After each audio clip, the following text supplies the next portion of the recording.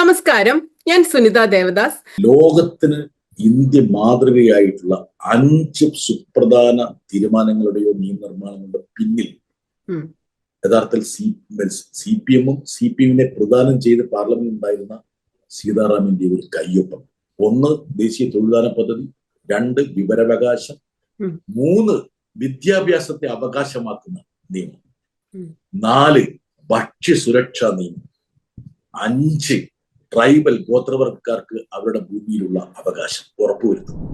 CPIM-ന്റെ general secretary Sitaram Yechury അന്തരിച്ചു. അദ്ദേഹത്തിന് ആദരാഞ്ജലികൾ. ഇന്ന് നമ്മളോടൊപ്പം ഉള്ളത് സീതാറാം യെച്ചൂരിക്കൊപ്പം ഡൽഹിയിൽ ദീർഘകാലം പ്രവർത്തിക്കാൻ അവസരം കിട്ടിയ അല്ലെങ്കിൽ ഭാഗ്യം കിട്ടിയ രാജ്യസഭാ MP ഡോക്ടർ ജോൺ ബ്രിട്ടാസ് ആണ്. അദ്ദേഹത്തോടൊപ്പം നമുക്ക് അദ്ദേഹത്തെ കുറിച്ചുള്ള ചില ഓർമ്മകളൊക്കെ പങ്കുവെക്കാം.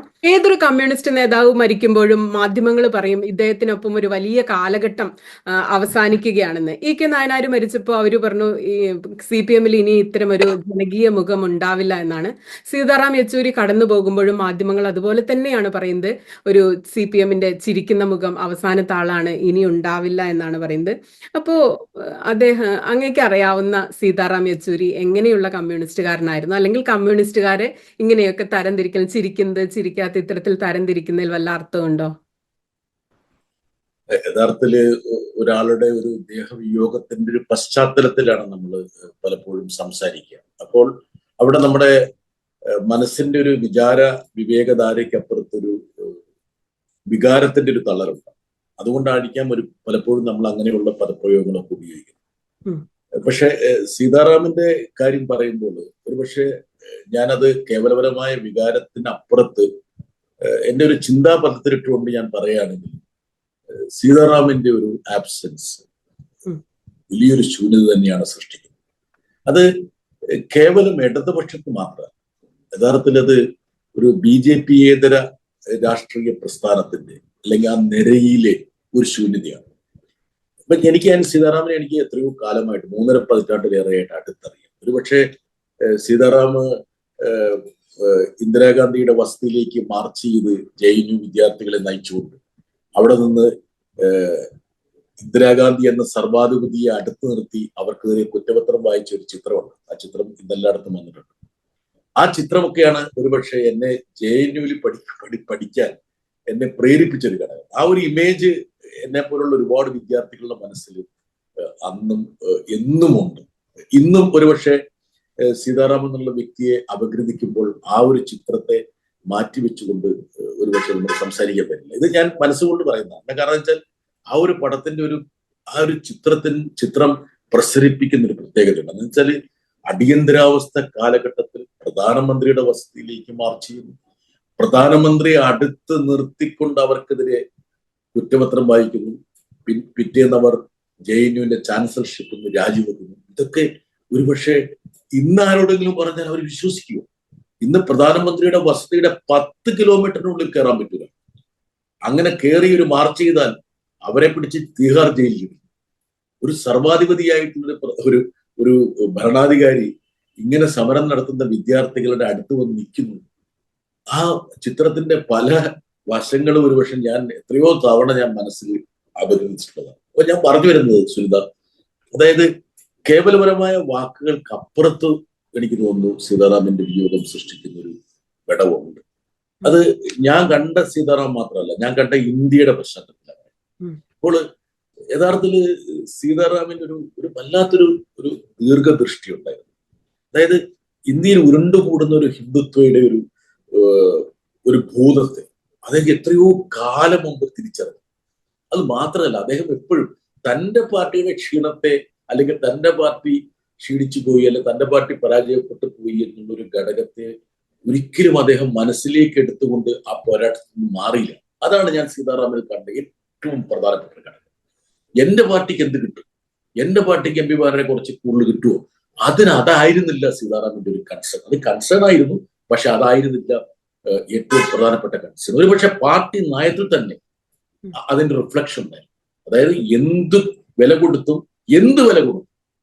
നരേന്ദ്രമോദിയെ തോൽപ്പിക്കണം എന്നുള്ളൊരു മുദ്രാവാക്യത്തിലേക്ക് ഇടതുപക്ഷം പോവുകയും ആ മുദ്രാവാക്യത്തിലേക്ക് മറ്റ് രാഷ്ട്രീയ കക്ഷികളെ കൊണ്ടുവരികയും ചെയ്തൊരു വ്യക്തിയാണ് സീതാറാം. അതുകൊണ്ടാണ് ഞാൻ പറയുന്നത്, ഇത് കേവലപരമായിട്ടുള്ള ഒരാളുടെ അസ്തമനം ഒരാൾ അപ്രത്യക്ഷമാകുമ്പോൾ അല്ലെങ്കിൽ വിടവാങ്ങുമ്പോൾ നമ്മൾ ഉപയോഗിക്കുന്ന പദാവലികൾക്ക് അപ്പുറത്ത് ഒരുപക്ഷെ ഇതിന് വലിയൊരു അർത്ഥമുണ്ട് എന്ന് ഞാൻ വിശ്വസിക്കാനുള്ള കാരണം സീതാറാം ദേശീയ രാഷ്ട്രീയത്തിൽ വഹിച്ചൊരു പങ്കാണ്. എപ്പോഴാണ് ആദ്യമായിട്ട് കാണുന്നത് അദ്ദേഹത്തെ നേരിട്ട് കാണുന്നത്?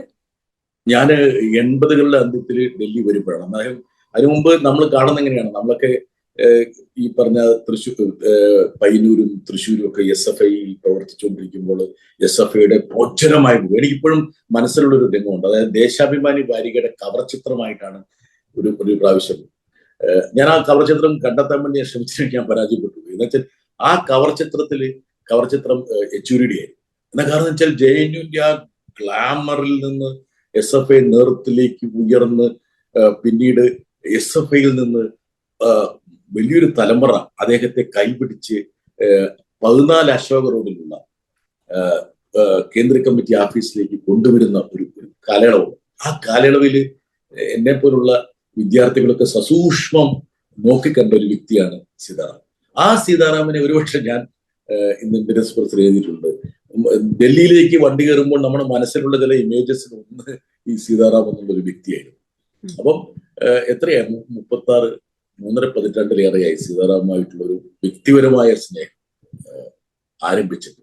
അപ്പം ഒരുപാട് ഓർമ്മകളുണ്ട്. ഒരുപക്ഷെ നമ്മൾ അങ്ങനെയുള്ള ഓർമ്മകളിലേക്ക് പോകാനുള്ള സമയക്കുറവ് ഉണ്ടാകും. പക്ഷെ അതൊക്കെ എന്റേതായ ഓർമ്മകൾ തന്നെയാണ്. ആ ഓർമ്മകൾ ഒരുപക്ഷെ ഒരിക്കലും മരിക്കുന്ന ഓർമ്മകളല്ല. സീതാറാം നമ്മളിൽ നിന്ന് പോയെങ്കിൽ പോലും ആ ഓർമ്മകൾ അവിടെ രൂഢമൂലമായി തന്നെ അവശേഷിക്കുമെന്നാണ് ഞാൻ വിശ്വസിക്കുന്നത്. എനിക്ക് ഓരോ ചെറിയ കാര്യങ്ങൾ, സീതാറാമിന്റെ ഓരോ പ്രത്യേകതകൾ, ഇപ്പം സുനിത ആമുഖത്തിൽ പറഞ്ഞൊരു കാര്യമുണ്ട്. അതായത് കമ്മ്യൂണിസ്റ്റുകാരെ അങ്ങനെ പിന്നെ വേർതിരിക്കാൻ പറ്റുമോ, ചിരിക്കുന്ന കമ്മ്യൂണിസ്റ്റ്.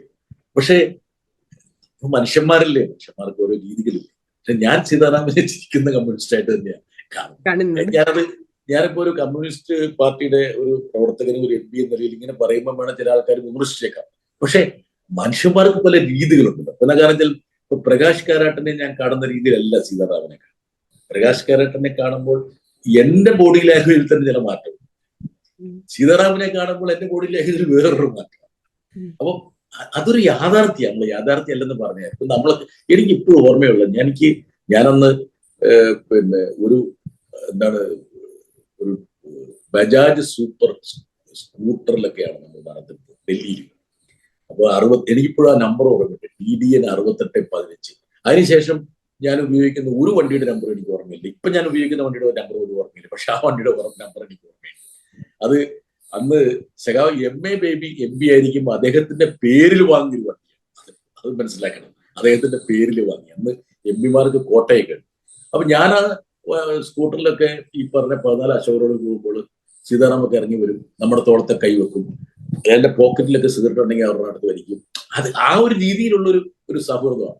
പിന്നീട് സഖാവ് MA ബേബി സഖാവിന്റെ നേതൃത്വത്തിൽ ഞങ്ങൾ അന്ന് ഷട്ടിൽ കളിക്കുമായിരുന്നു.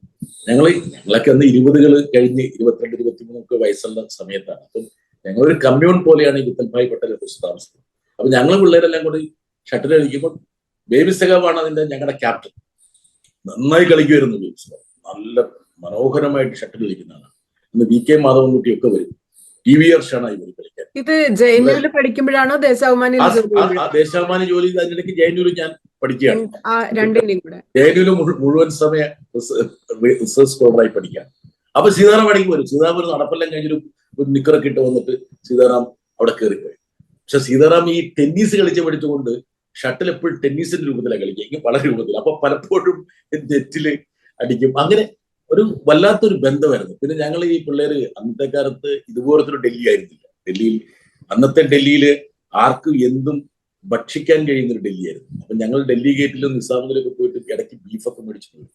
ആ ബീഫൊക്കെ ഞങ്ങൾ വെക്കുമ്പോൾ സീതാറാമിന് ബീഫ് ഭയങ്കര ഇഷ്ടമാണ്. സീതാറാമും താമസിച്ചിരുന്ന ആ ബിൽഡിങ്ങിൽ തന്നെ ഒരു ഫ്ലാറ്റിലാണ്.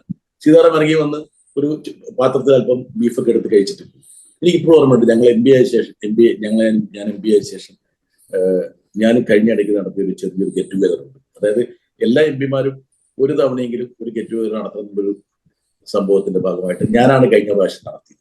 ലേറ്റസ്റ്റായി നടത്തി ഞാനാണ്. ലബനൻ കരീം നടത്തി, ശിവദാസൻ നടത്തി, അതിനുശേഷം ഞാനാണ് നടത്തിയത്.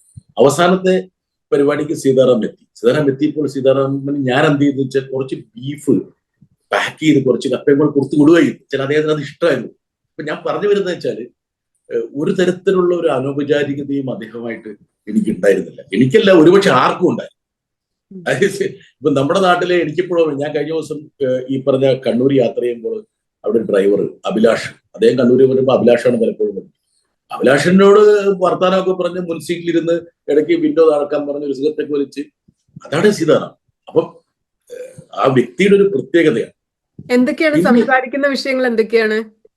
സീതാറാമിനോട് നിങ്ങൾക്ക് ഏത് വിഷയമാണ് സംസാരിക്കുന്നത് ആ വിഷയം സംസാരിക്കുക. ഞാൻ ഇത്രത്തോളം റേഞ്ച് ഉള്ള ഒരു മനുഷ്യനെ സത്യസന്ധമായി കണ്ടിട്ടുണ്ട്. സത്യസന്ധമായി, അതായത് സീതാറാം, നമ്മൾ ഉദാഹരണം സീതാറാമിന് ഇക്കണോമിക്സ്, ഹിസ്റ്ററി, കൾച്ചർ, സംഗീതം, സ്പോർട്സ്, എന്താണ് സീതാറാമന് വഴങ്ങാത്തൊരു വിഷയം എനിക്കറിയില്ല. ഇപ്പൊ അഭിലാഷിനോടൊക്കെ സംസാരിക്കുന്ന എന്താണ്? അഭിലാഷിനോട് പിന്നെ ക്ലൈമറ്റ്, അത് ഇത് മറ്റു കാര്യങ്ങള്. ഈ ഞാനിപ്പോ ഇന്നലെ ഞാൻ അഭിലാഷിന്റെ വണ്ടിയിലാണ്. ഇന്നലെ കണ്ണൂരിൽ നിന്ന് ഞാൻ ബാംഗ്ലൂർ വഴിയാണ് വരുന്നത്. അപ്പൊ അഭിലാഷ് ഈ സീതാറാം വളരെ മോശപ്പെട്ട അവസ്ഥയിലാണ്, മരിക്കുമെന്ന് അറിയാവുന്നത് കൊണ്ട് തന്നെ ഞാൻ സീതാറാമിന്റെ കാര്യം പറഞ്ഞപ്പോൾ അദ്ദേഹം ഇങ്ങനെ പറയുന്നുണ്ട്. മാത്രമല്ല സീതാറാമിന്റെ സിഗരറ്റ് വലി ദുശീലത്തെ കുറിച്ച് അഭിലാഷിനോട് കാര്യമായി പറഞ്ഞു. എന്ന് വെച്ചാൽ ഒന്ന് ഇറങ്ങിയിട്ട് ഒരു സിഗരറ്റ് വലിച്ചിട്ട് വീണ്ടും ആ സിഗരറ്റ് അവസാനിക്കുന്ന സമയത്ത് വേറൊരു സിഗരറ്റ് കൊണ്ട് വലിച്ചിട്ട് കൊള്ളിപ്പോയി. അപ്പം വളരെ ഇൻഫോർമൽ ആയിട്ട് പെരുമാറുന്ന ഒരാളാണ്. അത് ഒരുപക്ഷെ അഭിലാഷ് മാത്രമല്ല, ആരുമായിട്ടും സീതാറാമൻ. ഇപ്പൊ ഞാനിപ്പോ ഉദാഹരണം പറഞ്ഞാല് EMS, BTR, എംബസ് പുന്നയ്യ, ജ്യോതി ബസു, ആ ഒരു നേതൃനിരയെ ഞാൻ നേരിട്ട് കണ്ടയാണ്. ഞാൻ വരുമ്പോൾ അന്ന് CPM-ന്റെ നേതൃനിര എന്ന് പറഞ്ഞാൽ ഇവരൊക്കെയാണ്. EMS ജനറൽ സെക്രട്ടറി ആവുന്ന സമയത്താണ് ഞാൻ ഡൽഹിയിൽ വരുന്നത്. EMS-ന് എത്രയോ ലേഖനങ്ങൾ എഴുതാൻ വേണ്ടിയിട്ട് പാർട്ടി ഓഫീസിൽ പോകുമായിരുന്നു. ആ എംബസ് പുന്നയ്യ എല്ലാം ആ നേതൃനിരയെ പൂർണ്ണമായി കണ്ടാണ്. പക്ഷെ ആ നേതൃനിരയിലെ ഒരാൾക്ക് പോലും ഇല്ലാതിരുന്ന വലിയ സ്വീകാര്യത സീതാറാമൻ ഉണ്ടായിരുന്നു. അത് സമ്മതിക്കാതിരിക്കാൻ പറ്റില്ല. അതായത് ഇപ്പം സീതാറാമൻ ബന്ധപ്പെടാത്ത ആരാ ഉള്ളത്? സീതാറാമനെ ബന്ധപ്പെടാത്ത ആരാ ഉള്ളത്? ഇപ്പം എല്ലാ കമ്മ്യൂണിസ്റ്റ് നേതാക്കന്മാർക്കും ഉദാഹരണം ജ്യോതി ബാസുവിനൊക്കെ വലിയൊരു ഔന്നത്യം ഉണ്ടായിരുന്നെങ്കിൽ പോലും ഈ ഒരു പരന്ന വിധാനം, സൗഹൃദത്തിന്റെ വിധാനം എന്റെ അറിവിൽ ഇത്രയും ഒരു സൗഹൃദ വലയുള്ള വേറൊരു കമ്മ്യൂണിസ്റ്റ് നേതാവ് ഉണ്ടായിരുന്നില്ല. ഇത് ഞാൻ സത്യസന്ധമായി പറയുന്നത്. കാരണം വെച്ചാൽ ഇപ്പം ഒരാളുടെ ദേവവിയോഗത്തിന്റെ പശ്ചാത്തലത്തിൽ നമ്മൾ പറയുമ്പോൾ ചിലപ്പോൾ വികാരത്തിൽ ചില വാക്കുകൾ വേണമെങ്കിൽ അധികമായിട്ട് ഉപയോഗിച്ചു. പക്ഷെ ഇതിൽ എത്ര ഉപയോഗിച്ചാൽ അധികമാകില്ല സീതാറാമന്റെ കാര്യം. ഇപ്പൊ ഞാൻ പാർലമെന്റിൽ, അദ്ദേഹത്തിന് ശേഷമാണ് ഞാൻ രാജ്യസഭയിൽ വരുന്നത്. ഞാൻ രാജ്യസഭയിൽ വരുമ്പോൾ തന്നെ സീതാറാമിന്റെ രാജ്യസഭയിലെ പെർഫോമൻസ് ആണ് ഒരുപക്ഷെ എന്നെ അവിടേക്ക് വരവേക്കുന്നത്. എന്ന് വെച്ചാൽ ഓരോ ഇൻസ്റ്റൻസിലും സീതാറാം നടത്തിയിട്ടുള്ള ഇന്റർവെൻഷൻസ് ഒരു നൊസ്റ്റാൾജിയോടെ അവിടെയുള്ള പ്രധാനപ്പെട്ട നേതാക്കളെ അയവിറക്കുന്നതിന്റെ ഒരു പശ്ചാത്തലമാണ് എന്റെ രാജ്യസഭയിലേക്ക് ആനയിച്ച കാര്യങ്ങൾ. മാത്രമല്ല സീതാറാം ജനറൽ സെക്രട്ടറി എന്ന നിലയിൽ ഞങ്ങളുടെ പാർലമെന്ററി പാർട്ടിയുടെ മീറ്റിങ്ങുകളുടെ ഉത്തരവാദിത്വം അദ്ദേഹത്തിനുള്ളത് കൊണ്ട് നിരന്തരമായി അദ്ദേഹവുമായിട്ട് ബന്ധപ്പെടേണ്ടി വന്നു. അതും അദ്ദേഹം XMP ആയതുകൊണ്ട് തന്നെ പാർലമെന്റിൽ ഇടയ്ക്കിടയ്ക്ക് വരും. അപ്പോൾ പഴയ അനുഭവങ്ങളും ഇപ്പോഴത്തെ അനുഭവങ്ങളും, മാറി ഇന്ത്യയുടെ ചിത്രവും പാർലമെന്ററി ജനാധിപത്യം എത്ര കണ്ട് മാറി എന്നൊക്കെ ഞങ്ങൾ ഇങ്ങനെ ഇരുന്ന് സംസാരിച്ചുകൊണ്ടിരിക്കും. അപ്പം ഒരുപക്ഷെ എന്റെ ജീവിതത്തിൽ ഉടനീളം അവസാന നിമിഷം വരെ സീതാറാമിന്റെ ഒരു സാന്നിധ്യം ഉണ്ടായിരുന്നു. ഇപ്പോൾ അവസാനം അദ്ദേഹം ഞങ്ങളുടെ പാർലമെന്ററി പാർട്ടി യോഗം വിളിക്കുന്നു, രാജ്യസഭ. അപ്പോൾ അദ്ദേഹമാണ് പറഞ്ഞത് ബ്രിട്ടാസ് രാജ്യസഭ CPM-ന്റെ ഉപനേതാവായിരിക്കണം എന്ന് അദ്ദേഹം ഇങ്ങോട്ട് നിർദ്ദേശിക്കണം. നമ്മളാരും അങ്ങനെ യോഗത്തിൽ അദ്ദേഹത്തിന്റെ ഒരു സജഷൻ ആയിട്ടാണ് അദ്ദേഹം അത് പറഞ്ഞത്. പിന്നെ മാത്രമല്ല ഓരോ വിഷയത്തിലും ഞങ്ങൾ കൈക്കൊള്ളേണ്ട നിലപാടിനെ കുറിച്ചൊക്കെ പലപ്പോഴും ഞാനാണ് അദ്ദേഹത്തിനെ വിളിച്ച് ചോദിക്കുന്നത്. അപ്പോൾ അദ്ദേഹം കൃത്യമായിട്ട് ക്ലാരിറ്റിയോട് കൂടി എന്താണ് എന്നുള്ളത്. പക്ഷെ അദ്ദേഹം വളരെ കണിശമായി പറഞ്ഞൊരു കാര്യം, BJP-ക്കെതിരെ നമ്മൾ ഒരു നിലപാടെടുക്കുമ്പോൾ അത് എല്ലാവരെയും ചേർത്ത് നിർത്തിക്കൊണ്ടൊരു നിലപാടായിരിക്കും. ഒറ്റപ്പെട്ടൊരു ശബ്ദത്തിന് ഒരുപക്ഷെ ഇപ്പോൾ പ്രസക്തി അല്പം മാറിയിരിക്കുകയാണ്, നഷ്ടപ്പെട്ടിരിക്കുകയാണ്. അതുകൊണ്ട് എല്ലാവരെയും അണിനിരക്കുന്നു. പാർലമെന്റിന് വെളിയിൽ നമുക്ക് നമ്മുടെ ഐഡന്റിറ്റി കീപ്പ് ചെയ്യാനുള്ള പ്രക്ഷോഭങ്ങൾ ഉണ്ടാകാം. പക്ഷെ പാർലമെന്റിനുള്ളിൽ നമ്മൾ ഒരു പ്രതിപക്ഷത്തിന്റെ ഒരു സൗഹാർദ്ദപരമായിട്ടുള്ള നിരയുടെ ഭാഗമായി പ്രവർത്തിക്കണമെന്ന് അദ്ദേഹം എപ്പോഴും ഊന്നുമായിരുന്നു. അതുകൊണ്ടാണ് പലപ്പോഴും നമ്മൾ കോൺഗ്രസുമായി അഭിപ്രായ വ്യത്യാസം ഉണ്ടെങ്കിൽ പോലും ഒരുമിച്ച് പാർലമെന്റിനുള്ളിൽ പ്രവർത്തിക്കുക എന്നുള്ള ഒരു ആശയത്തിലേക്ക് ഞങ്ങൾ വന്നു. അത് സീതാറാമിന്റെ ഒരു ഐഡിയയാണ്. ഈ ഇന്ത്യ മുന്നണിയുടെ ഈ രൂപീകരണ കാലത്തൊക്കെ അദ്ദേഹത്തിന്റെ ഒരു ഇത്തരത്തിലുള്ള ഇടപെടൽ വളരെ പ്രധാനപ്പെട്ടതായിരുന്നു എന്ന് കേട്ടിട്ടുണ്ട്. ഇപ്പൊ രാഹുൽ ഗാന്ധി ആയിട്ടാണെങ്കിലും എല്ലാ പ്രതിപക്ഷ നേതാക്കളായിട്ടാണെങ്കിലും വളരെ അടുത്ത ബന്ധം സൂക്ഷിക്കുന്നു. അപ്പോൾ ഈ ഇത്തവണത്തെ ഇലക്ഷന് നേരിടുന്നതിലും ഈ ഇന്ത്യ മുന്നണി എന്നൊരു ആശയ രൂപീകരണത്തിലും ഒക്കെ അദ്ദേഹത്തിന്റെ പങ്ക് എങ്ങനെയായിരുന്നു? എന്തായിരുന്നു അദ്ദേഹത്തിന്റെ നിലപാടുകളൊക്കെ? പകുതി തമാശയ്ക്കും പകുതി കാര്യമായിട്ട് കോൺഗ്രസ് നേതാക്കന്മാർ പറയുന്നത്, പ്രത്യേകം ജയറാം രമേശിനെ പോലുള്ള ആൾക്കാർ അവർ പറഞ്ഞുകൊണ്ടിരുന്ന ഒരു കാര്യം, ഞങ്ങളുടെ പാർട്ടിയിൽ ഞങ്ങളെക്കാളും കൂടുതൽ റോളുള്ളത് നിങ്ങളുടെ പാർട്ടി ജനറൽ സെക്രട്ടറി. എന്താ കാരണം വെച്ചാൽ ഞങ്ങളുടെ നേതൃത്വത്തെ സോണിയാഗാന്ധി ആണെങ്കിലും രാഹുൽ ഗാന്ധി ആണെങ്കിലും അവരെ നയിക്കുന്നതിലൊരു പങ്ക് നിങ്ങളുടെ ജനറൽ സെക്രട്ടറി ഉണ്ട് എന്ന് എപ്പോഴും പറഞ്ഞുകൊണ്ട് അത് വാസ്തവമാണ്. എന്താ കാരണം ഇത് ഒരുപക്ഷെ ഇത് നാളെ കണ്ടസ്റ്റ് ചെയ്യപ്പെടാം. ഞാൻ ഒരു CPM-ന്റെ ഒരു ഫംഗ്ഷണറി എന്ന നിലയിൽ ഇത് പറയാൻ പാടുണ്ടോ എന്നൊക്കെയുള്ള ചോദ്യം എന്റെ മനസ്സിലുണ്ടെങ്കിൽ പോലും ഞാൻ ഈ വേളയിൽ ഞാനത് പറയുകയാണ്. അതായത് രാഹുൽ ഗാന്ധി എന്ന വ്യക്തിക്ക് ഒരു രാഷ്ട്രീയ ജീവിയിലേക്കുള്ള ഒരു പ്രയാണത്തിൽ വലിയ പങ്ക് വഹിച്ച ആളാണ് സീതാറാം യെച്ചൂരി. അദ്ദേഹത്തെ പൂർണ്ണമായ ഒരു പൊളിറ്റിക്കൽ ബീയിങ് ആയി മാറ്റിയെടുക്കുന്നത്, അതിനെക്കുറിച്ച് ആരും വേണമെങ്കിലും നാളെ തർക്കിച്ചോട്ടെ. പക്ഷെ ഞാൻ എന്റെ മനസ്സിൽ കരുതുന്ന ഒരു കാര്യമുണ്ട്, ഈ രാഹുൽ ഗാന്ധിയുടെ ഈവൻ ഐഡിയോളജിക്കലായിട്ടുള്ള മൂവിങ്സ് ഒരുപക്ഷെ നിർണയിക്കുന്നതിൽ സീതാറാമുമായിട്ടുള്ള അദ്ദേഹത്തിന്റെ ചർച്ചകളും കൂടിയാലോചനകളും കൂടിക്കാഴ്ചകളും വളരെയധികം സഹായിച്ചിട്ടുണ്ടെന്നാണ് ഞാൻ ധരിക്കുന്നത്. ഇപ്പോൾ രാഹുൽ ഗാന്ധി സംസാരിക്കുന്ന ഭാഷ തന്നെ ഒരുപക്ഷെ ഒരു ലെഫ്റ്റ് ലെക്സിക്കണിലുള്ള ഭാഷയാണ്. അതായത് ഈ കോർപ്പറേറ്റ് മേധാവിത്വത്തിനെതിരെയും ഈ ചെങ്ങാത്ത മുതലാളത്തിനെതിരെയും യഥാർത്ഥത്തിൽ ഇത് ഇടതുപക്ഷ നേതാക്കളും സംസാരിച്ചുകൊണ്ടിരുന്ന ഭാഷയിലേക്കാണ് യഥാർത്ഥത്തിൽ രാഹുൽ ഗാന്ധി എത്തിയത്. അതിലെന്തെങ്കിലും അദ്ദേഹത്തിൻ്റെതായ താല്പര്യങ്ങളുണ്ടോ എന്നുള്ള കാര്യം, പക്ഷെ അദ്ദേഹത്തിന്റെ ഭാഷയിൽ തന്നെ വരുത്തിയിട്ടുള്ള മാറ്റമുണ്ട്. പിന്നെ പല ഘട്ടങ്ങളിലും കോൺഗ്രസും മറ്റു പാർട്ടികളും ഈ മതനിരപേക്ഷ വിഷയങ്ങളിൽ ഇടറി നിൽക്കുമ്പോൾ കോൺഗ്രസിന് ആശയ ദൃഢത വേണം എന്ന് നിഷ്കർഷിച്ച ഒരാളാണ് സീതാറാം യെച്ചൂരി. സീതാറാം യെച്ചൂരിയുടെ പ്രസംഗങ്ങൾ നമ്മൾ എടുത്തു നോക്കണം. ഞാൻ കഴിഞ്ഞ ദിവസവും അദ്ദേഹത്തിന്റെ ഈ പ്രസംഗങ്ങളുടെ വോളിയുമുണ്ട്, അത് മുഴുവൻ ഞാൻ പരിശോധിച്ചു. പലതും ഞാൻ സെലക്റ്റീവായിട്ട് പരിശോധിച്ചപ്പോൾ 2005 അദ്ദേഹം രാജ്യസഭ മെമ്പറായി വരുമ്പോൾ 1ാം UPA ഗവൺമെന്റാണ്. പക്ഷെ ആ 1ാം UPA ഗവൺമെന്റിന്റെ പ്രിയാമ്പിൾ എന്തായിരുന്നു അദ്ദേഹം പറയുന്നത്? ഈ ഗവൺമെന്റ് രൂപീകരിക്കാനുള്ള കാരണം ഈ പറയുന്ന ഹിന്ദുത്വ വർഗീയതയെ അധികാരത്തിൽ നിന്ന് മാറ്റി നിർത്താനാണ് എന്നുള്ള കാര്യം നിങ്ങൾ മറക്കരുത് എന്ന് സീതാറാം ആവർത്തിച്ച് രാജ്യസഭയിൽ പറയുന്നു. ഒരുപക്ഷെ ഇന്ത്യൻ രാഷ്ട്രീയത്തിൽ ഏതെങ്കിലും വേളകളിൽ പ്രധാനമന്ത്രിക്കും പ്രതിപക്ഷ നേതാവിനും മേൽ സ്ഥാനം കിട്ടിയ ഒരാള് സീതാറാമായിരിക്കും, വേറെ ആരുമില്ല. എന്നുവെച്ചാല് സീതാറാം പറയുന്നത് എന്താണെന്ന് കേൾക്കാൻ വേണ്ടി മൻമോഹൻ സിംഗ് സഭയിലുണ്ടാവും, പ്രതിപക്ഷ നേതാവ് ഉണ്ടാവും. ഒരിക്കലും അങ്ങനെ പ്രതിപക്ഷ നേതാവും പ്രധാനമന്ത്രിയും അല്ലാത്ത ഒരാൾക്ക് എത്രത്തോളം പ്രാധാന്യം കിട്ടിയിട്ടുണ്ടോ എന്ന് എനിക്കറിയില്ല. എന്റെ അനുഭവത്തിലില്ല. ഞാൻ പാർലമെന്റ് 988 മുതൽ കവർ ചെയ്യുന്നു. പക്ഷെ സീതാറാമന്റെ വാക്കുകൾക്ക് അത്രയും ഈടുണ്ടായിരുന്നു. മാത്രമല്ല ഹമീദ് അൻസാരിയുടെ ഒരു വാചകമുണ്ട്. ഹമീദ് അൻസാരി ഉപരാഷ്ട്രപതിയായിരുന്നു, രാജ്യസഭയുടെ അധ്യക്ഷനായിരുന്നു. അദ്ദേഹം പറഞ്ഞൊരു കാര്യമുണ്ട്. അദ്ദേഹം രാജ്യസഭയിൽ വരുന്ന സമയത്ത് അദ്ദേഹം ചെയറിലേക്ക് വരുമ്പോൾ അപ്പോൾ എല്ലാം ഔപചാരികമായിട്ട് ആൾക്കാർ പ്രസംഗിക്കണം, അദ്ദേഹത്തിനെ സ്വാഗതം ചെയ്തുകൊണ്ട് പ്രസംഗിക്കുന്ന ഒരു ചടങ്ങ്, വെൽക്കമിങ് ടു ദി ഹൗസ്. പക്ഷെ സീതാറാമാണ് ഏറ്റവും അർത്ഥവത്തായ ഒരു കാര്യം പറയുന്നത്.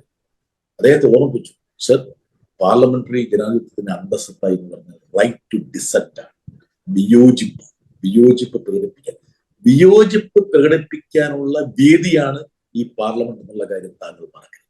അതായിരിക്കണം താങ്കൾ മനസ്സിൽ സൂക്ഷിക്കണം. വിയോജിപ്പിന്റെ ഒരു പ്രതലം സൃഷ്ടിച്ചെടുക്കുന്നതിൽ സഭാനാഥന് വലിയൊരു പങ്കുണ്ട് എന്നുള്ള കാര്യം താങ്കളോട് ഞാൻ പറയുകയാണെന്ന്. ഹമീദ് അൻസാരി പറഞ്ഞൊരു കാര്യമുണ്ട്, ഞങ്ങളോട് അനൗപചാരികമായി പിന്നീട് പറയുകയും പലയിടത്തും പറഞ്ഞു ഞാൻ മനസ്സിലാക്കുന്നത്.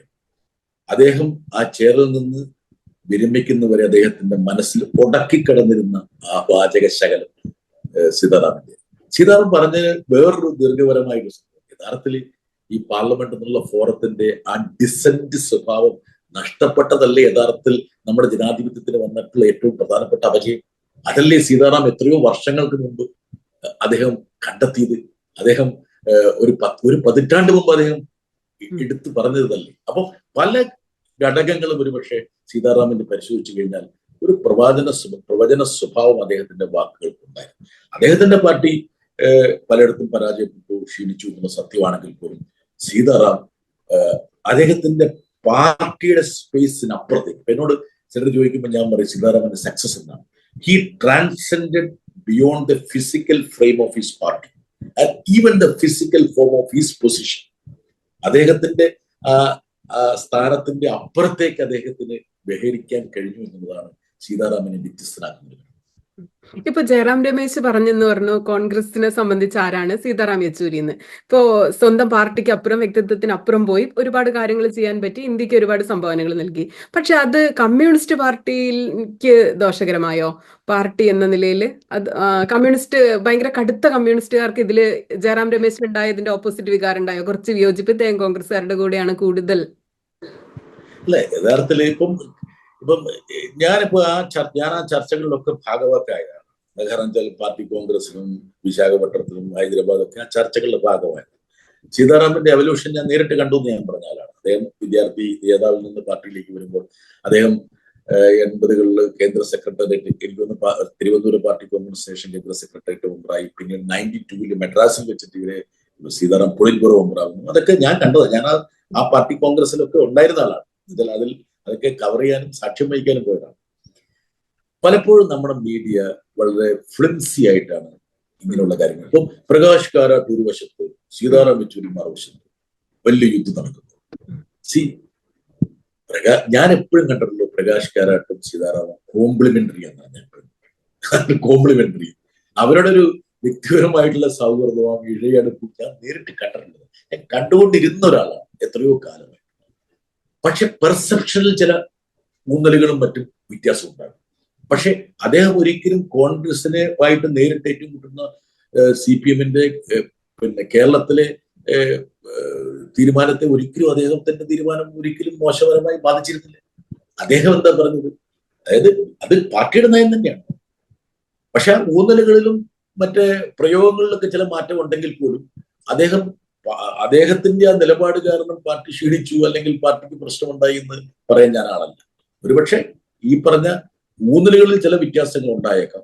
പക്ഷെ സീതാറാം പ്രവചിച്ചതുപോലെ തന്നെ സംഭവിച്ചില്ലേ? എന്താ കാരണം വെച്ചാൽ ഈ നരേന്ദ്രമോദി എന്നുള്ള വലിയ ഒരു അപകടത്തെ പ്രതിരോധിക്കണമെങ്കിൽ പലപ്പോഴും പല പാർട്ടികൾ അവരുടെ സൗകര്യപ്രദമായ വൃത്തങ്ങളിൽ നിന്ന് പുറത്ത് കിടക്കണമെന്ന് അദ്ദേഹം പറഞ്ഞിരുന്നു. അതായത് നിങ്ങൾക്ക് ചിന്തിക്കാൻ പറ്റുമോ ആം ആദ്മി പാർട്ടി കോൺഗ്രസും തമ്മിൽ സഖ്യം ഉണ്ടാക്കുന്നത്? ചിന്തിക്കാൻ പറ്റുമോ? ഈ ആം ആദ്മി പാർട്ടി ഉണ്ടായത് തന്നെ കോൺഗ്രസ്സുകാരാണ്. കോൺഗ്രസ് എന്നുള്ള പ്രസ്ഥാനത്തെ എതിർക്കാൻ വേണ്ടിയിട്ടാണ് ആ പാർട്ടിയുടെ ജന്മം തന്നെ.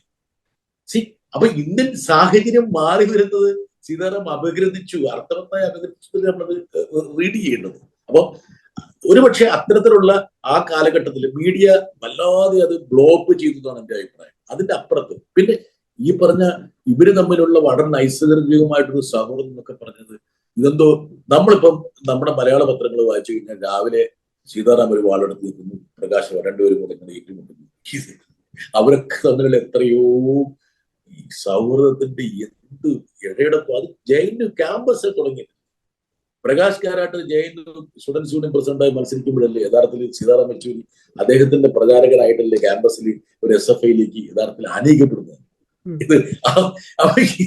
ഇത് നമ്മളെപ്പോഴും പലപ്പോഴും ഈ പറഞ്ഞ പോലെ ഈ യാഥാർത്ഥ്യങ്ങളൊന്നും ഉൾക്കൊള്ളാതെ ഈ പത്രവാർത്തകളിലെ തലക്കെട്ടുകളിൽ നമ്മൾ അഭിനയിക്കുന്നതുകൊണ്ട് നമുക്ക് വരുന്ന അപകടമാണെന്നാണ് ഞാൻ മനസ്സിലാക്കുന്നത്. പക്ഷെ സ്വാഭാവികമാണ്, ഒരു സചേതനമായ ഒരു രാഷ്ട്രീയ പാർട്ടിയിൽ എപ്പോഴും എനിക്ക് എന്റെ മനസ്സിൽ ഇന്ന് രാവിലെ തോന്നുന്നല്ലോ ഉച്ചയ്ക്ക് തോന്നുന്നു. അപ്പൊ ഞാൻ എന്റെ ഉള്ളിൽ തന്നെ സംഘർഷം നടക്കുന്നത് ആശയപരമായിട്ടുള്ളൊരു ഇങ്ങനെയല്ല നമ്മൾ ചെയ്യേണ്ടത്, ഇങ്ങനെയാണ് എന്നുള്ള എനിക്ക്.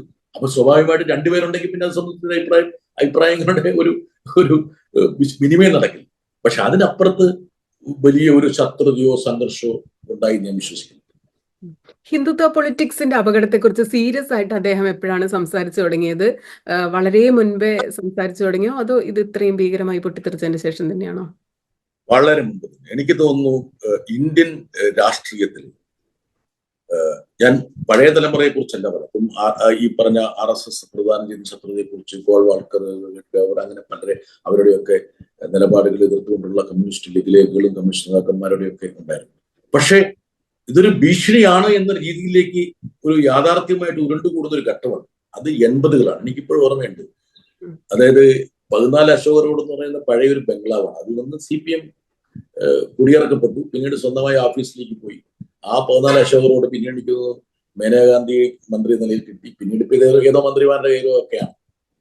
ആ 14 അശോക റോഡിൽ അന്ന് EMS പത്രസമ്മേളനം നടത്തുന്ന ഒരു കാര്യമുണ്ട്. അന്ന് EMSനെ സഹായിക്കുന്ന പ്രധാനപ്പെട്ട 2 ആൾക്കാരാണ് സീതാറാമും പ്രകാശ് കാരാട്ടും.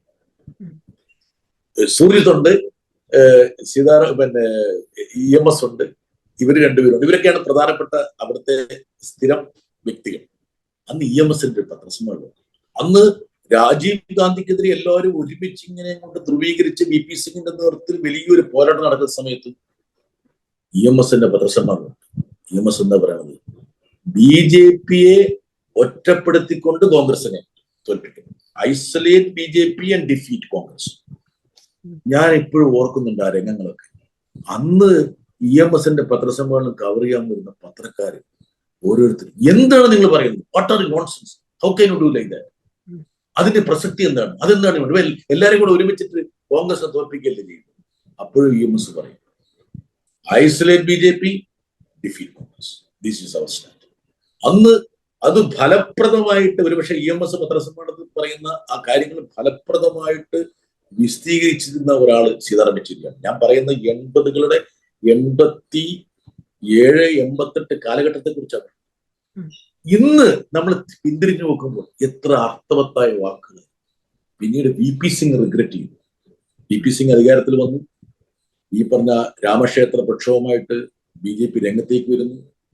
സോമനാഥിൽ നിന്ന് LK അദ്വാനി രഥയാത്ര ആരംഭിക്കുന്നു. വർഗീയ കലാപങ്ങളുടെ ചോരച്ചാലുകൾ ഉത്തരേന്ത്യയിൽ സൃഷ്ടിക്കപ്പെടുന്നു. അന്ന് VP സിംഗ് EMSനെ പോയി കണ്ടു പറഞ്ഞു, സർ നിങ്ങൾ അന്ന് പറഞ്ഞത് എത്ര ശരിയായിരുന്നു. I regret, I apologise. അപ്പോൾ ആ 80കളുടെ രാഷ്ട്രീയത്തെ സ്വാധീനിച്ച പ്രധാനപ്പെട്ട വിഷയങ്ങളിൽ EMSനെ പോലെ സീതാറാമിനൊക്കെ ഉണ്ട് ക്ലാരിറ്റി നമ്മൾ മനസ്സിലാക്കണം. അവർ കൃത്യമായി കണ്ടിരുന്നു. യഥാർത്ഥത്തിൽ നമ്മൾ തിരിഞ്ഞു നോക്കുമ്പോൾ ചരിത്രത്തെ ഇപ്പോൾ അവതരിപ്പിക്കുമ്പോൾ മഹാത്മാഗാന്ധിയുടെ രക്തസാക്ഷിത്വം ഇല്ലായിരുന്നെങ്കിൽ എത്രയോ മുമ്പ് RSS അധികാരം പിടിക്കുമായിരുന്നു. നമ്മൾ മനസ്സിലാക്കണ്ട. യഥാർത്ഥത്തിൽ എനിക്ക് ഈ സീതാറാമിനെ കുറിച്ചുള്ള റെസ്പെക്ട് ഉണ്ട്. സീതാറാമിന് ഹിസ്റ്ററി, ഇന്ത്യൻ ഹിസ്റ്ററി. പിന്നെ സീതാറാം ഇപ്പോഴും പറഞ്ഞൊരു കാര്യമുണ്ട്. പാർലമെന്റിൽ പ്രസംഗിക്കുമ്പോൾ പറഞ്ഞു, നിങ്ങൾക്ക് ഈ RSSനെ നേരിടാൻ രാഷ്ട്രീയമായിട്ട് മാത്രം പോരാ, കൾച്ചറലി വി ഷുഡ്. RSSനെ നമ്മൾ സാംസ്കാരികമായിട്ട് നേരിടണം. എന്താ കാരണം? RSS സാംസ്കാരികപരമായിട്ടാണ് ഇന്ത്യൻ സമൂഹത്തിൽ നുഴഞ്ഞു കയറിക്കൊണ്ടിരിക്കുന്നത്. ഇപ്പൊ തന്നെ അത് അദ്ദേഹം പറഞ്ഞ വളരെ കറക്റ്റാണ്. ഇപ്പൊ നിങ്ങൾ നോക്ക്, നമ്മുടെ വിദ്യാഭ്യാസ സ്ഥാപനങ്ങളിൽ, സാംസ്കാരിക സ്ഥാപനങ്ങളിൽ അവിടെയൊക്കെ RSS അവരുടെ ആൾക്കാരെ പ്രതിഷ്ഠിക്കുകയാണ്. അപ്പൊ ഇതൊക്കെ വളരെ കൃത്യതയോടെ സ്പഷ്ടമായിട്ട് ഉൾക്കൊണ്ട് പ്രതിപാദിക്കാൻ കഴിയുന്നുള്ള ആളായിരുന്നു സീതാറാം. യഥാർത്ഥത്തിൽ പാർലമെന്റിൽ നടത്തിയിട്ടുള്ള പ്രസംഗങ്ങളിൽ ഏറ്റവും പ്രധാനപ്പെട്ട ഒരു ഘടകം എന്ന് പറയുന്നത് he emerge as the champion of secularism. മതനിരപേക്ഷത എത്രത്തോളം, ബഹുസ്വരത എത്രത്തോളം മൂല്യമേറിയതാണ് ഇന്ത്യക്ക് എന്നുള്ളത് അദ്ദേഹം പാർലമെന്റിലെ ഓരോ പ്രസംഗത്തിനും അടിവരയിട്ട് പറഞ്ഞുകൊണ്ടിരുന്നു. യഥാർത്ഥത്തില് സുനിത, നിങ്ങൾ പരിശോധിച്ചാല് ഇത് ഒരു തരത്തില് ആർക്കും ഡിസ്പ്യൂട്ട് ചെയ്യാൻ പറ്റില്ല. സീതാറാമിന്റെ ശത്രുക്കൾക്ക് പോലും ഡിസ്പ്യൂട്ട് ചെയ്യാൻ പറ്റുന്ന ഒരു കാര്യമാണ്. ഈ പറഞ്ഞ കോൺഗ്രസ് ഫൈറ്റ് ചെയ്യുന്നില്ല. പല സോക്കോള സെക്യുലർ പാർട്ടികളും BJP ആയിട്ട് ബാന്ധവം സ്ഥാപിക്കുന്ന ഒരു ഘട്ടത്തിൽ, ആ ഘട്ടത്തിൽ മതനിരപേക്ഷതയിൽ വിശ്വസിക്കുന്ന ആൾക്കാരെ അണിനിരത്താനുള്ള ഏറ്റവും പ്രധാനപ്പെട്ട പ്രചോദനങ്ങളിലൊന്ന് സീതാറാമിന്റെ പ്രസംഗങ്ങളായിരുന്നു. എനിക്ക് ഓർമ്മയുണ്ട്, അക്കാഡമിക് സമൂഹം ഉറ്റുനോക്കിയത് സീതാറാമിനെയാണ്. എന്നാ കാരണം മുഖ്യ പ്രതിപക്ഷമായിട്ടുള്ള കോൺഗ്രസ് പോലും അതിലൊരു അഴകുഴമ്പൻ സമീപനം സ്വീകരിക്കുമ്പോൾ തലയുയർത്തി നിന്നുകൊണ്ട് ഇന്ത്യയുടെ ചരിത്രം എന്താണെന്ന് പറഞ്ഞിരുന്ന ഒരാൾ സീതാറാം. നമ്മൾ ഒന്നും കൂടെ മനസ്സിലാക്കണം, ഈ ചരിത്രം മാറ്റി എഴുതാനുള്ള ഈ RSSന്റെ എല്ലാ കുൽസിത പ്രവർത്തനങ്ങളെയും പരാജയപ്പെടുത്തുന്ന ഒരാള് സീതാറാമായിരുന്നു. സീതാറാം കൃത്യമായിട്ട് ആ ചരിത്രത്തിന്റെ ഏട് കൃത്യമായിട്ട് പറഞ്ഞു വെക്കും, അതിനെ ചരിത്രപരമായിട്ടുള്ള പശ്ചാത്തലം. ഒരു പ്രത്യേക ഘട്ടത്തില് സീതാറാം വഹിച്ച പങ്കെന്ന് പറഞ്ഞാൽ ചെറുതല്ല. എന്നാ കാരണം ഓൾറൗണ്ട് ഒരു റെസ്പോൺസിബിൾ, എല്ലാവരും കീഴടങ്ങുന്ന ഒരു അവസ്ഥയിൽ പോലും നിന്ന് ബാറ്റ് ചെയ്ത ഒരാളാണ്. നിന്ന് ബാറ്റ് ചെയ്തില്ല. ടീമങ്ങൾ പലതും നോക്കൗട്ട് ആയപ്പോഴും സീതാറാം ക്രീസിൽ നിന്ന് BJPക്കെതിരെ RSSനെതിരെ നിരന്തരമായിട്ട് ബാറ്റ് ചെയ്തു. അവസാന നിമിഷം വരെ അദ്ദേഹം ബാറ്റ് ചെയ്തു. ഇനി ഞാൻ എൻ്റെ ഒരു അനുഭവം പറയാം. സീതാറാം എത്രയോ വലിയ ഉയർന്നതാണ്. പക്ഷെ എൻ്റെ ഒരു അനുഭവം പറയാം. എത്ര കണ്ട് വ്യത്യസ്തമായിരുന്നു ഇന്ത്യ. ഇന്നത്തെ ഇന്ത്യ ആയിരുന്നില്ല. ഇന്ന് ഇന്ത്യ മാറി. ബ്രിങ്കിൽ നിന്ന് നമ്മൾ തിരിച്ചു പിടിച്ചു ഇന്ത്യ. ഞാനൊരു രാജ്യസഭയിൽ ഒരു പ്രസംഗം നടത്തി. പക്ഷെ ഇന്ന് കേട്ടിട്ടുണ്ടാവും. അതായത് അയോധ്യയുടെ പീക്കിലാണ്. രാമക്ഷേത്രം പണിയാൻ വേണ്ടി ഞങ്ങളും കൂടി സംഭാവന നടത്തി എന്ന് കോൺഗ്രസ്സുകാരൊക്കെ മത്സരിച്ച് പറഞ്ഞുകൊണ്ടിരിക്കുന്ന സമയത്താണ് ഈ അയോധ്യ വിഷയത്തിന് കഴിഞ്ഞ അതായത് ഈ 2024 തെരഞ്ഞെടുപ്പിന് തൊട്ട് മുമ്പുള്ള സെഷനിലാണ് ഞാൻ പ്രസംഗിച്ചത്. അപ്പൊ ഞാൻ പറഞ്ഞു, അയോധ്യയെ കുറിച്ച് പരാമർശിച്ചിട്ട് പറഞ്ഞു, രാമൻ നിങ്ങളുടേതല്ല, സാക്ഷരതയും സ്നേഹത്തിന്റെയും രാമനാണ്. അത് മഹാത്മാഗാന്ധിയുടെ രാമനാണ്. ആ രാമൻ ഞങ്ങളുടേതാണ്. നിങ്ങളുടെ രാമൻ ഉണ്ട്, അത് നാദുരാമനാണ് ഞങ്ങൾ. ഞാൻ ഈ പ്രസംഗിച്ച് ഇരുന്ന് കഴിയുമ്പോൾ എത്രയോ കോൺഗ്രസ് നേതാക്കന്മാർ എൻ്റെ അടുത്ത് പറഞ്ഞു, അങ്ങനെയൊന്നും പറയരുത് കേട്ടോ, അങ്ങനെയൊന്നും പറയരുത്, അങ്ങനെയൊന്നും പറയാനുള്ള ഒരു സാഹചര്യം നമ്മുടെ രാജ്യത്തില്ല. അങ്ങനെയൊക്കെ പറയണമെങ്കിൽ നിങ്ങൾ സൂക്ഷിക്കണം, ഭയക്കണം അവരെ. ഇന്ന് അവർ ഓരോരുത്തരോരോരുത്തർ പറഞ്ഞു തുടങ്ങിയിട്ടുണ്ട്. ഇത് ഞാൻ എൻ്റെ ഒരു അനുഭവം പറയാണ്. അപ്പോൾ ആ ഇന്ത്യയുടെ പശ്ചാത്തലത്തിൽ നിന്നുകൊണ്ട് മതനിരപേക്ഷ കക്ഷികളെ പ്രചോദിപ്പിച്ചൊരു സീതാറാമാണ്.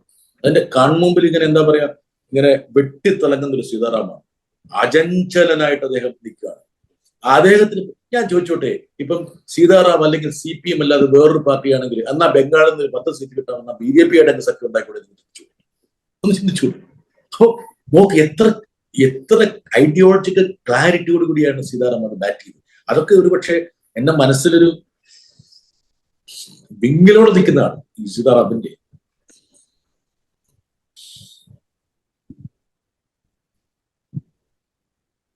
ഇപ്പൊ നമ്മള് സീതാറാമിനെ കുറിച്ച് പറഞ്ഞു വന്നപ്പോ അദ്ദേഹത്തിന്റെ ആദ്യത്തെ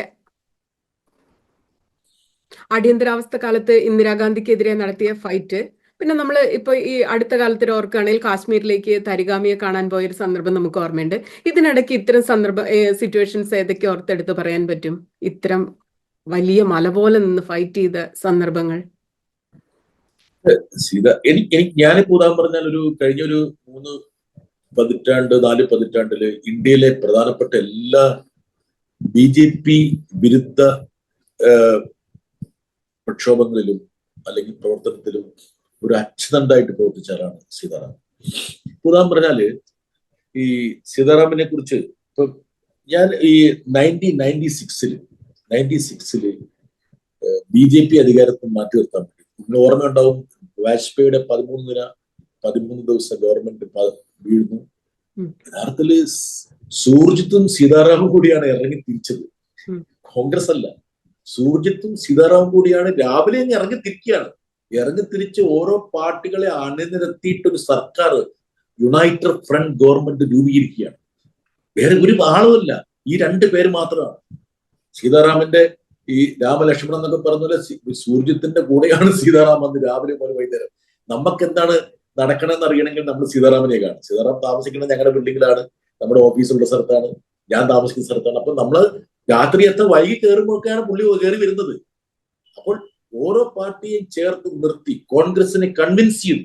നിങ്ങൾ ഈ പറഞ്ഞ ദേവഗൌഡ ഗവൺമെന്റിനെ സപ്പോർട്ട് ചെയ്യണമെന്ന് കൺവിൻസ് ചെയ്തു. അതിന്റെ ഒരു minimum programme, common minimum programme എനിക്ക് ഇപ്പോൾ ഓർമ്മയുണ്ട്. അത് ആന്ധ്രാഭവനിൽ വെച്ചിട്ടാണ് കോമൺ മിനിമം പ്രോഗ്രാം ഉണ്ടാക്കാൻ തീരുമാനിച്ചിട്ടുണ്ട്. ഇതൊക്കെ എന്റെ മനസ്സിൽ ഇങ്ങനെ പച്ചപിടിച്ച് കിടക്കണ, ഞാൻ മാധ്യമപ്രവർത്തനം ഡൽഹിയിലുള്ള സമയത്തുള്ള കാര്യങ്ങളാണ് അതൊക്കെ. അന്നൊക്കെ ഞങ്ങൾക്ക് ഉറക്കുന്നില്ല, രാത്രിയുടെ അന്ത്യയാമങ്ങളിലാണ് ഓരോ തീരുമാനങ്ങൾ വരുന്നത്. ആ കോമൺ മിനിമം പ്രോഗ്രാം തയ്യാറാക്കുന്നതിൽ ഏറ്റവും പ്രധാന പങ്ക് വഹിച്ചു. നേരിട്ട് എഴുതാണോ ചെയ്യുക അതോ ഡിക്റ്റേറ്റ് ചെയ്യാണോ ചെയ്യുക? ഇതൊക്കെ അദ്ദേഹം ഈ സീതാറാമിന്റെ ഒരു പാണ്ഡിത്യം, സീതാറാമിന്റെ ഒരു അക്കാഡമിക് കരിയർ നമ്മൾ പരിശോധിച്ചാൽ ഇപ്പം CBSE പരീക്ഷയിൽ 1 ടോപ്പ് റാങ്ക്, സെന്റ് സ്റ്റീഫൻസ് ഇക്കണോമിക്സിൽ, ജെഎൻയുവിൽ അദ്ദേഹം MA കഴിഞ്ഞ് പിന്നീട് അദ്ദേഹം അവിടെ ഒരു MPhil കഴിഞ്ഞിട്ടാണ് അന്നത്തെ കാലത്ത് PhDക്ക് പോകുന്നത്. 2 വർഷത്തെ MPhil പിന്നെ PhD. പക്ഷെ വളരെ ബ്രില്യൻ്റ് ആയിട്ടുള്ള സ്റ്റുഡൻസ് വേണമെങ്കിൽ MPhil സ്കിപ്പ് ചെയ്തിട്ട് PhDയിലേക്ക് പോകും. ഞാനൊക്കെ MPhil കഴിഞ്ഞിട്ടാണ് PhDയിലേക്ക് പോകും. പക്ഷെ സീതാറാം എപ്പോഴും എന്നോട് പറയും, ഞാൻ ഒരു വണ്ടത്തരം കാണിച്ചു, MPhil സ്കിപ്പ് ചെയ്യായിരുന്നെങ്കിൽ MPhil ഡിഗ്രിക്ക് എനിക്ക് കിട്ടുമായിരുന്നു. ഇതിപ്പം ഞാൻ സ്കിപ്പ് ചെയ്ത് PhD പോയത് കൊണ്ട് ഡോക്ടറേറ്റ് കിട്ടിയില്ല, MPhilഉം ഇല്ലാതായി. എന്തായാലും അദ്ദേഹം അപ്പോഴേക്കും രാഷ്ട്രീയത്തിന്റെ ആ ഒരു എന്താ പറയാ ഇത് വോർട്ടക്സിലേക്ക് അങ്ങോട്ട് ആഴ്ന്നു പോയിരുന്നുകൊണ്ടാണ്. അപ്പൊ അത്ര ബ്രില്യന്റ് ആയ ഒരു വ്യക്തിയായിരുന്നു സീതാറാം. അപ്പൊ സീതാറാമന്റെ ഫിംഗർ ടിപ്പിലാണ് ഓരോ കാര്യങ്ങൾ, ഫിംഗർ ടിപ്പ്. അപ്പം അത് സീതാറാം തന്നെയാണ് പലതും അടുക്കുകയും പെറുക്കുകയും ചെയ്തുകൊണ്ടിരുന്നത്. പിന്നെ സീതാറാം ഇവരെല്ലാം ഡിക്റ്റേറ്റ് ചെയ്യുന്ന ഒരു സ്വഭാവക്കാരൻ. അതായത് ഇവർക്ക് പറയാനുള്ള ലേഖനങ്ങളൊക്കെ അതൊക്കെ എനിക്ക് തോന്നുന്നു EMS നിന്നും ആ കമ്മ്യൂണിസ്റ്റ് ആ ഒരു നിന്ന് കിട്ടിയ ഒരു പ്രത്യേകതയാണ്. EMS ഒക്കെ ഒരു ലേഖനം പറയുമ്പോൾ സ്റ്റാർട്ട് ചെയ്ത് അവസാനിക്കുന്ന ഒരു ഒറ്റ പോക്ക. അദ്ദേഹം ആകെ നോക്കുന്നത് നമ്മുടെ ഈ കയ്യെഴുത്തിന്റെ വേഗതയാണ് നോക്കുന്നത്. ആ കയ്യെഴുത്തിന്റെ വേഗതയ്ക്ക് അനുസരിച്ച് അദ്ദേഹം ഇങ്ങനെ പറയും. അത് കഴിഞ്ഞ് പൂർണ്ണമായി കഴിയുമ്പോൾ അദ്ദേഹം എടുത്ത് വായിക്കും. വായിച്ചിട്ട് ചെറിയ തിരിച്ചിങ്ങനെ. അപ്പൊ ഞാനെപ്പോഴും ആലോചിച്ചിട്ട് എങ്ങനെയാണ് ഇത്ര കൃത്യമായിട്ട് അടുക്കി കെട്ടി ഇങ്ങനെ പറയും. ആ ഒരു പശ്ചാത്തലം ഉള്ള ആളാണ് സീതാറാം. ഇവരൊക്കെ അതിന്റെ വിദഗ്ധന്മാരാണ്. പ്രകാശൊക്കെ എനിക്ക് ഓർമ്മയുണ്ട്. പ്രകാശകാരായിട്ടൊക്കെ പണ്ട് പഴയ ടൈപ്പ് റൈറ്ററിൽ ഇങ്ങനെ കുത്തിപ്പിടിച്ച് 2 വിരൽ കൊണ്ട് അടിക്കുന്ന ഞാൻ എപ്പോഴും ഓർക്കുന്നു. 2 വിരൽ വെച്ചാൽ പല CC തീരുമാനങ്ങളും കാര്യങ്ങളൊക്കെ മറ്റുള്ളവർക്ക് ഡിക്റ്റേറ്റ് ചെയ്ത് അടിക്കാൻ പറ്റാത്തതുകൊണ്ട് അദ്ദേഹം 2 വിരൽ കൊണ്ട് ടൈപ്പ് ചെയ്ത് എങ്ങനെ എപ്പോഴും. ഇതൊക്കെ ഒരു കാലഘട്ടമാണ് ഞാൻ പറയുന്നത്. ഞാനൊക്കെ ഡൽഹിയിൽ വരുന്ന സമയത്ത് ഒരു കാലഘട്ടമാണ്. അപ്പം അത് കഴിഞ്ഞിട്ട് 96 കഴിഞ്ഞിട്ട് 2004 UPA ഗവൺമെന്റ്, ആ UPA ഗവൺമെന്റിന്റെ കോമൺ മിനിമം പ്രോഗ്രാമും യഥാർത്ഥത്തിൽ തയ്യാറാക്കുന്നതിന് വലിയ പങ്ക് വെച്ചു സീതാറാമാണ്. യഥാർത്ഥത്തിൽ നമ്മള് പലരും ഇന്നത്തെ മാധ്യമങ്ങൾ മുഴുവൻ ഞാൻ പരിശോധിച്ചപ്പോഴും നമുക്ക് ആബ്സെന്റ് ആയ ഒരു കാര്യം, ലോകത്തിന് ഇന്ത്യ മാതൃകയായിട്ടുള്ള 5 സുപ്രധാന തീരുമാനങ്ങളുടെയോ നിയമനിർമ്മാണങ്ങളുടെ പിന്നിൽ യഥാർത്ഥത്തിൽ CPM-ഉം CPM-നെ പ്രദാനം ചെയ്ത് പാർലമെന്റ് ഉണ്ടായിരുന്ന സീതാറാമിന്റെ ഒരു കയ്യൊപ്പം. ദേശീയ തൊഴിൽദാന പദ്ധതി എനിക്കിപ്പോ ഉണ്ട്. സീതാറാം ഇതിനെ കുറിച്ച് നടത്തി. അതായത് മിനിമം 100 ദിവസം ഒരാൾക്ക് കൂലി അല്ലെങ്കിൽ തൊഴിൽ ഉറപ്പുവരുത്തുന്നത്. അന്ന് സീതാറാം പറഞ്ഞൊരു കാര്യമുണ്ട്. അന്ന് ഏത് മന്ത്രിയാണത് അവതരിപ്പിച്ചതെന്ന് എനിക്കറിയില്ല. പക്ഷെ അതിന്റെ ഒരു ദർശനം അവതരിപ്പിച്ച സീതാറാമാണ് പാർലമെന്റിൽ.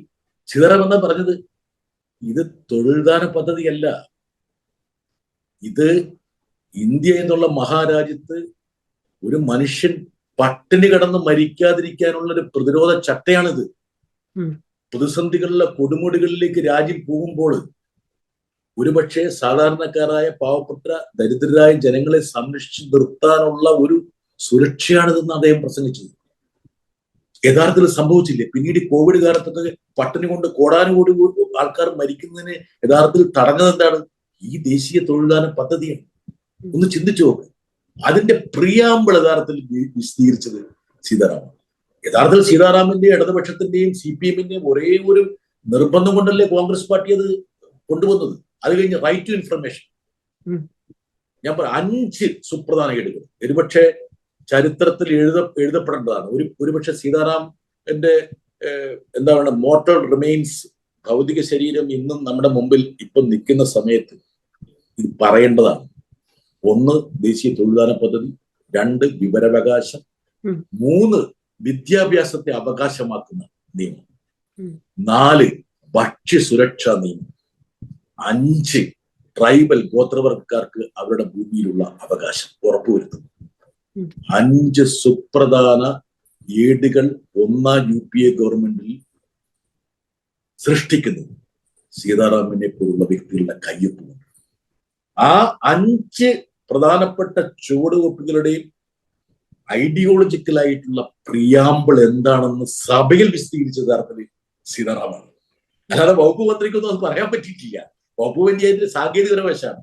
അപ്പൊ യഥാർത്ഥത്തിൽ നമ്മുടെ മീഡിയ എത്ര പലപ്പോഴും ഫ്രിവലസ് ആയി പോകുന്നത് കൊണ്ടല്ലേ ഒരുപക്ഷെ ഇങ്ങനെയുള്ള കാമ്പും കഴമ്പും ഉള്ള കാര്യങ്ങൾ ചർച്ച ചെയ്യാതെ പോകുന്നതെന്ന് എനിക്ക് പലപ്പോഴും തോന്നിയിട്ടുണ്ട്. എനിവേ, ഞാനൊരു സംരംഭവശാല. അപ്പം അദ്ദേഹത്തിന്റെ കോൺട്രിബ്യൂഷൻ, അപ്പം അദ്ദേഹം പാർലമെന്റിനുള്ളിലാണെങ്കിലും പുറത്താണെങ്കിലും CPM-ന്റെ ജനറൽ സെക്രട്ടറി ആണെങ്കിലും അല്ലെങ്കിലും അദ്ദേഹം നൽകിയ സംഭാവനകളുടെ ഒരു നിരയുണ്ട്. ആ നിരയെ നമ്മൾ വിസ്മരിക്കാൻ പാടില്ല എന്നുള്ളതാണ് എൻ്റെ അഭിപ്രായം.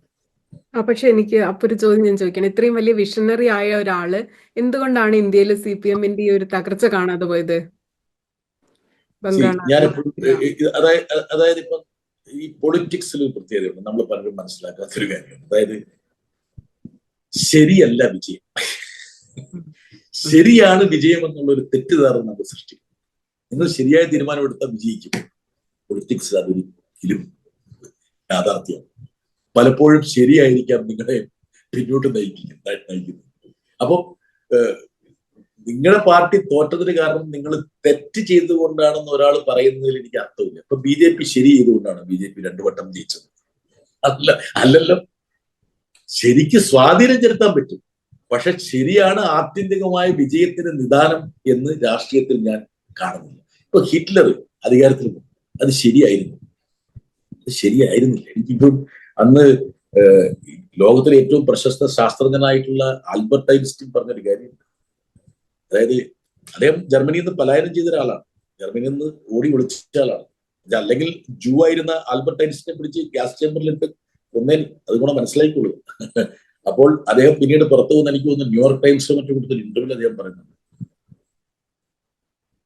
ഞങ്ങൾ ചെയ്യുന്നത് തെറ്റാണെന്ന് തിരിച്ചറിഞ്ഞിട്ടുള്ള കോളേജ് അധ്യാപകർ പോലും ഒരു രസത്തിന് വേണ്ടിയിട്ട് ഹിറ്റ്ലർക്ക് വോട്ട് കൊടുത്തു. രസത്തിന് വേണ്ടി വോട്ട് കൊടുത്തു. അതായത് ഹിറ്റ്ലറെ ജയിപ്പിച്ചെടുക്കാൻ വേണ്ടിയിട്ട് അദ്ദേഹം ഒരു വിപത്താണെന്ന് അറിയാവുന്നവർക്ക് ഒരു രസത്തിന് വോട്ട് ചെയ്തു. അപ്പൊ ഇതാണ് നമ്മുടെ പൊളിറ്റിക്സിന്റെ ഗതിവിഗതി. പക്ഷെ ദൗർഭാഗ്യവശം ഒരുപക്ഷെ ഈ CPM-ന്റെ ഒരു പീക്ക് കണ്ട ആളാണ് സീതാറാം യെച്ചൂരി. അതായത് ഈ പറഞ്ഞ 63 MP-മാര് UPA ഗവൺമെന്റ്, ആ UPA ഗവൺമെന്റിന്റെ സമയത്ത് പാർലമെന്റിൽ അദ്ദേഹം 3ാമത്തെ വലിയ പാർട്ടിയെ നയിച്ചുകൊണ്ട് അദ്ദേഹം അവിടെ സന്നിഹിതനായി. അതേപോലെ തന്നെ വലിയ പദവുമുണ്ട്.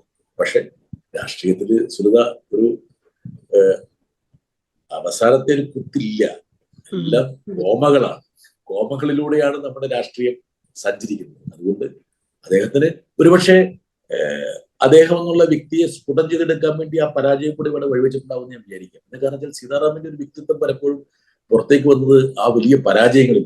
ആ പരാജയത്തിൽ നിന്നുകൊണ്ടല്ലേ അദ്ദേഹം ഈ മറ്റ് മതനിരപേക്ഷ കക്ഷികളുമായിട്ട് അദ്ദേഹം സംവദിച്ചത്. ഇപ്പൊ ലാലു പ്രസാദ് യാദവ് എപ്പോഴും പറഞ്ഞൊരു കാര്യമാണ്, എന്നെ മതനിരപേക്ഷ ചേരിയിൽ ഉറപ്പിച്ചു നിർത്തിയിട്ടുള്ള ആൾക്കാരിലെ പട്ടിയെടുക്കുകയാണ്, അല്ലെങ്കിൽ ഹർകിഷൻ സൂര്യത്തും യെച്ചൂരിയാണെന്ന് ഇടയ്ക്കിടയ്ക്ക് പറയാം. ഇത് അതൊരു പ്രത്യേകതയാണ്. അപ്പം ഒരുപക്ഷെ അദ്ദേഹത്തിന്റെ കോൺട്രിബ്യൂഷൻ പാർട്ടിയുടെ വിജയത്തിന് സഹായിച്ചില്ലെങ്കിൽ പോലും ഇന്ത്യ വലിയൊരു തകർച്ചയിലേക്ക് പോകുന്നതിൽ നിന്ന് രക്ഷപ്പെടുത്താൻ വേണ്ടി അദ്ദേഹത്തിന്റെ കോൺട്രിബ്യൂഷൻ സഹായിച്ചു എന്ന് വിശ്വസിച്ചുകൊണ്ട് ഒരു പോസിറ്റീവ് സൈഡ് എടുക്കാൻ വേണ്ടിയാണ് ഞാൻ പരാതി. ശരിയാണ്. നമ്മൾ വലിയ സെലിബ്രിറ്റികളുമായിട്ട് അടുത്തിടപഴകി ജീവിക്കാൻ കഴിഞ്ഞ ആളുകളെ അസൂയോട് നോക്കുന്ന പോലെയാണ് ഞാനിപ്പോ നോക്കുന്നത്. കാരണം ഒരു EMS തൊട്ട് സീതാറാം യെച്ചൂരി വരെയുള്ള ആളുകളോട് ഇത്രയേറെ ഇടപഴകാനും അവരുടെ ഈ ജീവിതങ്ങളൊക്കെ അടുത്ത് നിന്ന് കാണാനൊക്കെ പറ്റി. അപ്പൊ ഒരു കമ്മ്യൂണിസ്റ്റുകാരൻ എന്നുള്ള നിലയിൽ ഇപ്പോ രാജ്യസഭയിൽ ഇരിക്കുമ്പോൾ ഇതിൽ എന്തെല്ലാം കാര്യങ്ങള് ഇവരിൽ നിന്ന് ആർജിച്ചെടുക്കാൻ പറ്റിയിട്ടുണ്ട് എന്നാണ് ഒരു കൺക്ലൂഷൻ എന്നുള്ള നിലയിൽ പറയുകയാണെങ്കിൽ? നമ്മളിപ്പോ ഉദാഹരണം പറഞ്ഞാല് ഇവരെയൊക്കെ താരതമ്യം ചെയ്തു നോക്കുമ്പോൾ നമ്മളൊക്കെ വളരെ ചെറിയ ആൾക്കാരാണ്. പക്ഷെ എങ്കിൽ പോലും നമുക്കൊരു ബെഞ്ച് മാർക്ക്. ഇപ്പൊ ഞാൻ പാർലമെന്റിൽ സംസാരിക്കുമ്പോൾ എന്റെ മനസ്സിൽ വരുന്നത് ഈ പാർട്ടിയെ സീതാറാം യെച്ചൂരിയെ പോലുള്ള ആൾക്കാരൊക്കെ പ്രതികരിച്ച് സംസാരിച്ചിട്ടുള്ള കേട്ടാ, അദ്ദേഹത്തിന് കിട്ടുന്ന സമയം കിട്ടുന്നില്ല. അദ്ദേഹം നേതാവായിരുന്ന സമയത്ത് വലിയ പാർട്ടിയായിരുന്നു. പക്ഷെ CPM-ന്റെ അദ്ദേഹത്തിന്റെ ഒരു ശിഷ്യനാണ് ഞാൻ. അദ്ദേഹത്തിന്റെ ഒരുപക്ഷെ ഇൻഹെറിറ്റ് ചെയ്തിട്ടുള്ള ഒരു ലെഗസി എനിക്ക് എന്റെ മുമ്പിലുണ്ട്. ആ ഒരു ഉത്തരവാദിത്വം എന്നെ കുറെ കൂടി കർമ്മോത്സുകനാക്കുക. അപ്പൊ നമ്മൾ അറിയാതെ നമ്മുടെ മനസ്സിൽ വരുന്ന അതാണ്. യെച്ചൂരിയൊക്കെ ഇവിടെ തലയോർത്ത് സംസാരിച്ചിട്ടുള്ളതാണ്. ഒരുപക്ഷെ ഞാൻ എന്തെങ്കിലും തരത്തില് രാജ്യസഭയിൽ പ്രവർത്തിക്കുന്നുണ്ടെങ്കിൽ, പെർഫോം ചെയ്യുന്നുണ്ടെങ്കിൽ അതിനൊക്കെ പ്രധാനപ്പെട്ട കാരണങ്ങളിലൊന്ന് യെച്ചൂരിയൊക്കെ നൽകിയിട്ടുള്ള ബെഞ്ച് മാർക്സ് ആണ്. അതായത് അദ്ദേഹത്തിന്റെ ഏറ്റവും പ്രധാനപ്പെട്ട ട്രേഡ് മാർക്ക് എന്തായിരുന്നു? അചഞ്ചലമായി നിന്ന് ബാറ്റ് ചെയ്യാൻ, ഭയമില്ലാതെ, കൂസലില്ലാതെ. എന്തിനാണ് ഭയക്കുന്നുള്ള രീതിയിലാണ് അദ്ദേഹം അവരോട് ഏറ്റുമുട്ടിയത്. അപ്പോൾ ഒരുപക്ഷെ നമ്മളെയൊക്കെ ഇൻസ്പയർ ചെയ്യുന്നത് സ്വാഭാവികമായിട്ടും യെച്ചൂരിയൊക്കെ നൽകിയിട്ടുള്ള സംഭാവനകളാണ്. നമ്മുടെ ഒരു ഉത്തരവാദിത്വം വലുതാക്കുന്നത്, നമ്മളെ കുറെ കൂടി റെസ്പോൺസിബിൾ ആക്കുന്ന ഇതാണ്. അതല്ലെങ്കിൽ നമ്മൾ ഇറസ്പോൺസിബിൾ ആയി പോകും, അല്ലെങ്കിൽ നമ്മുടെ പാതയിൽ നിന്ന് നമ്മൾ വ്യതിചലിച്ചു പോകും. പക്ഷെ ഇതുപോലുള്ള വലിയ വിളക്ക് മാടങ്ങളുണ്ട്, വിളക്ക് മാടം എന്നാ പറയും. ഈ വിളക്ക് മാടങ്ങൾ നൽകുന്ന വലിയൊരു ഉത്തരവാദിത്വം, ആ ഉത്തരവാദിത്വമാണ് ഒരു പക്ഷെ എന്നെ പോലുള്ള ആൾക്കാർക്ക് ഇന്നത്തെ എന്റെ ഇപ്പോഴത്തെ പ്രവർത്തന പന്താവിൽ വലിയൊരു മാർഗദീപമായിട്ട് നിൽക്കുന്നത്. ജോൺ ബ്രിട്ടാസ് എന്ന MP-ക്ക് രാജ്യത്തോടുള്ള ഉത്തരവാദിത്വം എന്താണ്? ഉത്തരവാദിത്വം എന്ന് പറഞ്ഞാല് ഈ രാജ്യത്തെ ജനങ്ങളോടുള്ളൊരു ഉത്തരവാദിത്വം. ഈ രാജ്യം എന്ന് പറയുന്നത് എല്ലാവരുടെയും രാജ്യം. We the people of India, അതാണ് എന്റെ ഉത്തരവാദിത്വം. അല്ലാതെ you the people of India അല്ലെങ്കിൽ വി ഓൺലി ഫ്യൂ, അതല്ല. We the people of India എന്നുള്ള ഭരണഘടനയുടെ ആ അന്തസത്ത നിലനിർത്താൻ വേണ്ടി പോരാടുക. അത് നമുക്ക് കിട്ടണ ഏത് വേദിയാണ്, പാർലമെന്റിന്റെ ഉള്ളിലാണെങ്കിലും പുറത്താണെങ്കിലും മറ്റ് ഡിസ്കഷൻസിലാണെങ്കിലും ടെലിവിഷൻ ഡിബേറ്റിലാണെങ്കിലും ഞാൻ പാലിക്കുന്ന ഒരു കാര്യമാണ്. ഒരുപക്ഷെ സീതാറാമാണത് എടുത്തെടുത്ത് പറഞ്ഞുകൊണ്ടിരുന്നത്. We the people of India.